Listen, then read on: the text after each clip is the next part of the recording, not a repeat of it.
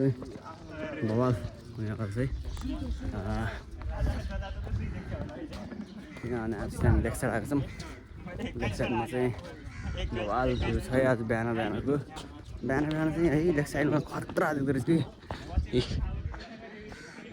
Oh my god morning सट morning view यस्तो छ लेक साइड। ऊ चाहिँ पारीको विन्ध्यवासी मन्दिर भयो।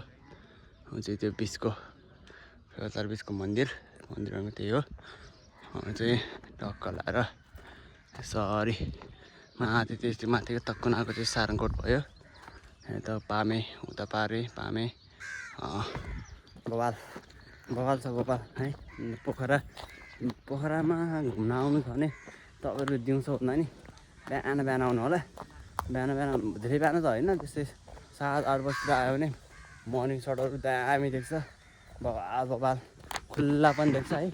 दिउँसो आयो भने त त्यो फेवाताल पुरै धमिलो देख्छ नि त होइन। त्यही भएर दिउँसो चाहिँ खासै हुन होला। बिहान चाहिँ आउनु होला है। बिहान चाहिँ मर्निङ सट चाहिँ खतरा देख्छ। अनि के तपाईँ चाहिँ कायाकिङ गर्ने केही बोटिङ गर्ने भए चाहिँ दिउँसो आउँदैन हुन्छ है। दिउँसो आउने, दिउँसो आएर दिउँसो बोटिङ गर्ने कायाकिङ गर्न सजिलो हुन्छ घाम लागेको बेला। त्यही भएर म एकछिनमा टक्कर आएर मैले एकछिनमा जोडिन्छु। हस् धन्यवाद।